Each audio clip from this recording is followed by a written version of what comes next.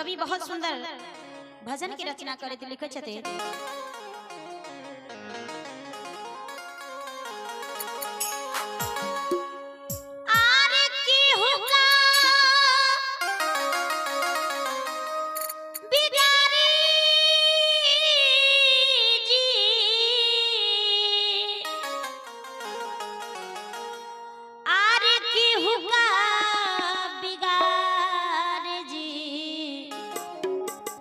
अपने बिगर बनता,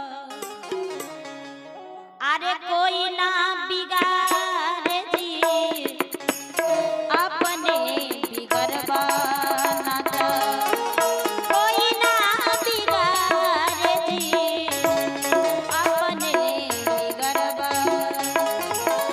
केहू का बिगाड़े, केहू का बिगाड़े, केहू का बिगाड़े,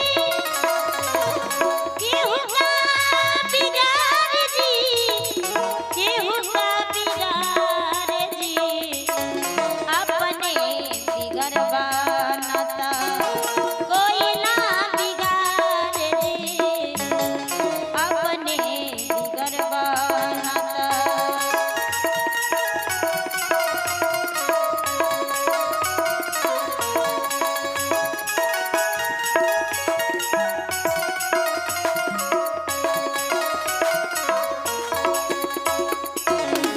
भस्मासुर जब कइले तपस्या, वर दिहले त्रिपुरारी, त्रिपुरारी वर दिहले त्रिपुरारी।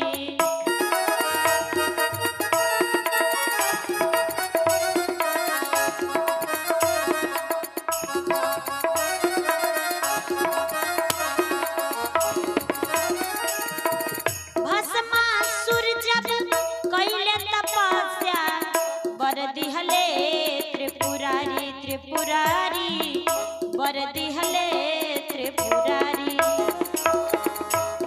पार्वती के हथिया के चाहला,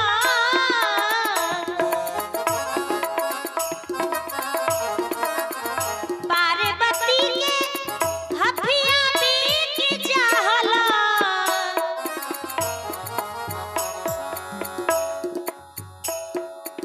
जब भस्मासुर तपस्या किया तो तपस्या से भोले बाबा प्रसन्न होकर के दर्शन देते हैं और कहते हैं कि कहो तुम्हारी क्या इच्छा है। तो भस्मासुर कहने लगा कि अगर आप मुझ पे प्रसन्न हैं तो आप मुझे ये वरदान दीजिए कि हम जिनके सिर पे हाथ रख देंगे वो जल के भस्म हो जाएगा।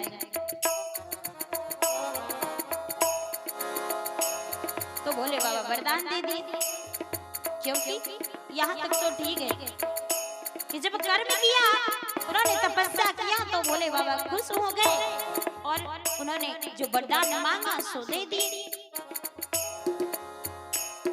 अब देखिए भस्मासुर के मन में किस प्रकार का विचार आता है। सोचता है कि चलो इसका प्रैक्टिकल हम यहीं से करके देखते हैं। पहले भोले बाबा के सर पे हाथ रख के देखते, ये जल के भस्म हो जाएंगे और हम पार्वती को अपना लेंगे।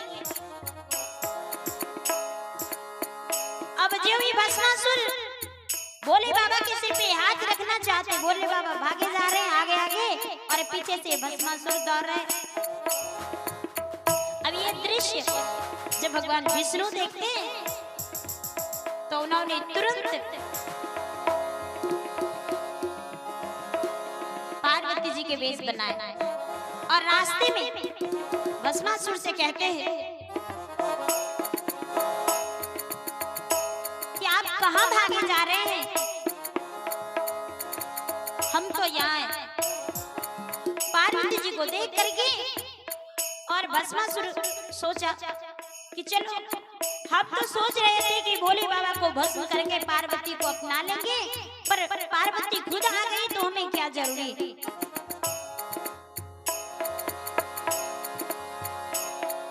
विष्णु भगवान जो पार्वती जी का रूप बनाए थे, उन्होंने कहने लगा मुझे भोले बाबा रोज नाच के दिखलाते थे। अगर आप भी नाच के दिखलाओ तो मैं राजी हूँ।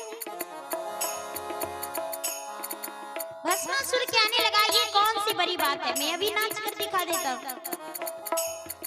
पार्वती जी कहते ऐसे नहीं, जैसे भोले बाबा नाच के दिखलाते थे वैसे दिखला।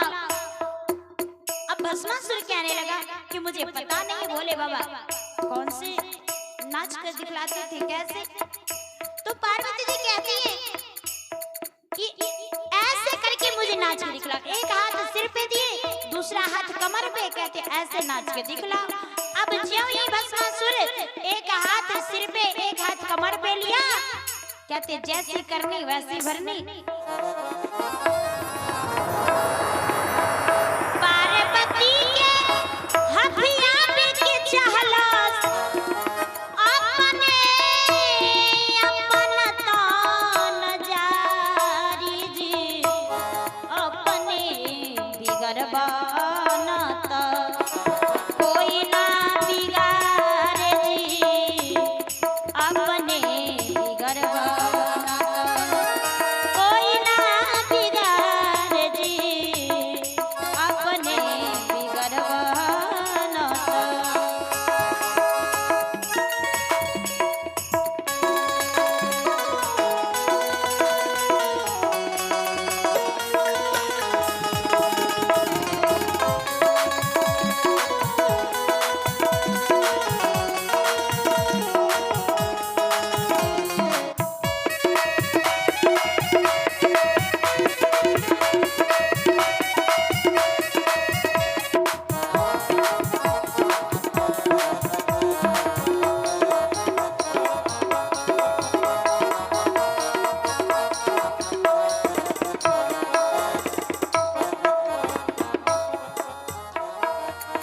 लंका की राजा रावण रहले, लंकापति असुरारी असुरारी, लंकापति असुरारी।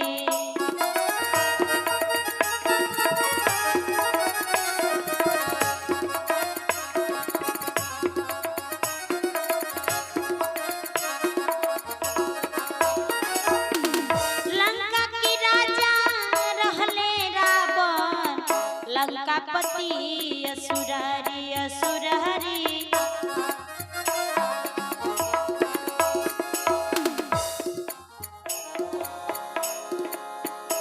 रावण रावण बहुत बड़ा ज्ञानी था, उनके पास सब कुछ था। अगर हम में से किसी को अगर थोड़ी सी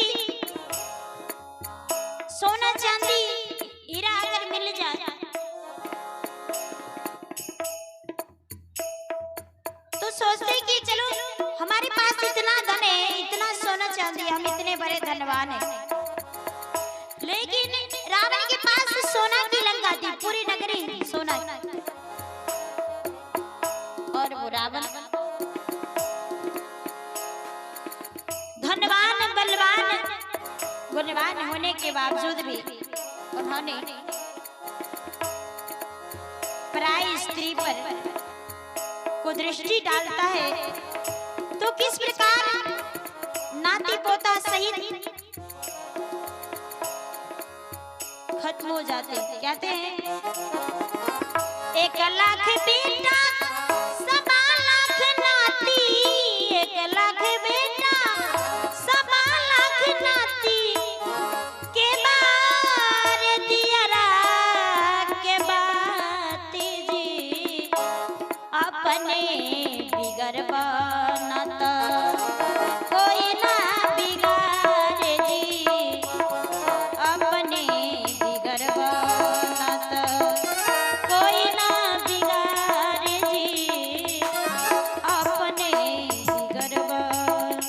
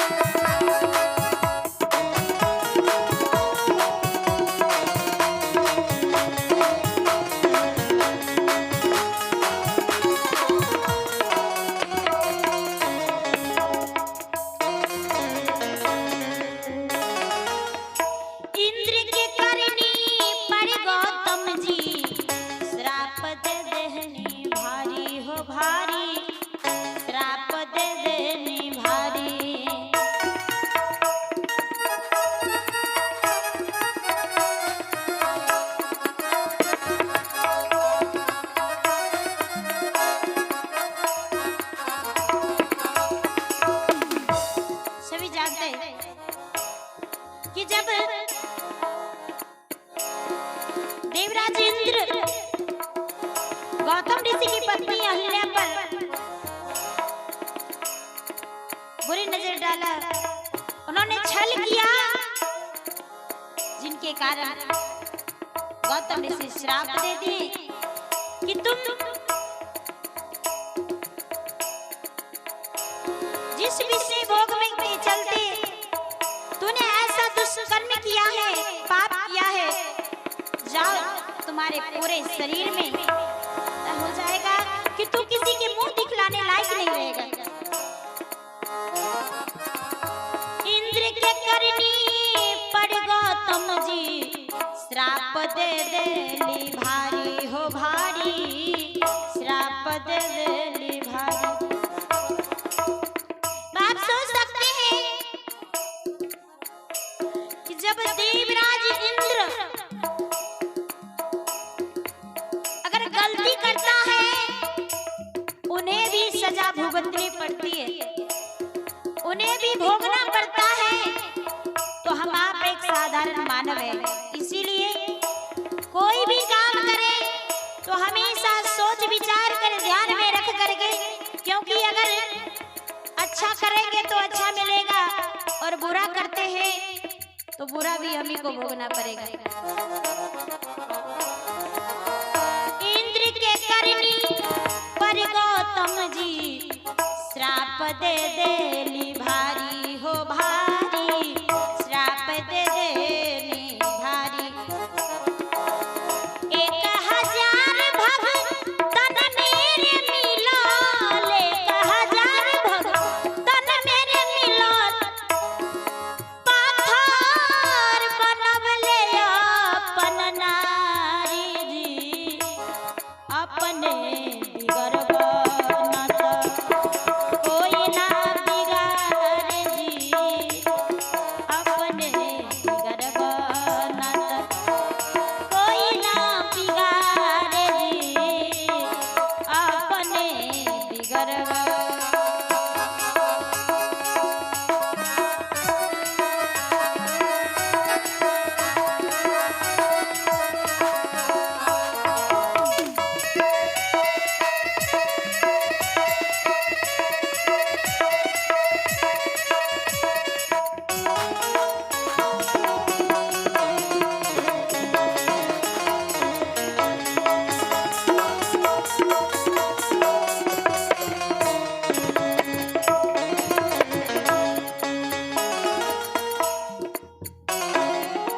जैसन करनी वैसन भरनी, हृदय बीच बखानी बखानी, हृदय बीच बखानी।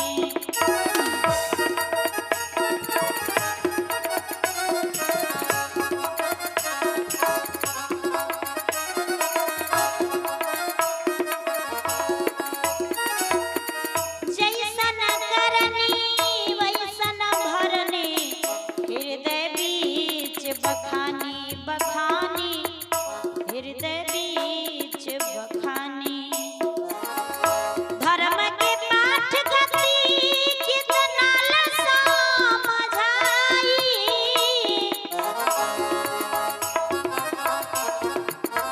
धर्म के पाठ गति कितना समझाई, जानत ई दुनिया सारी जी, अपने बिगर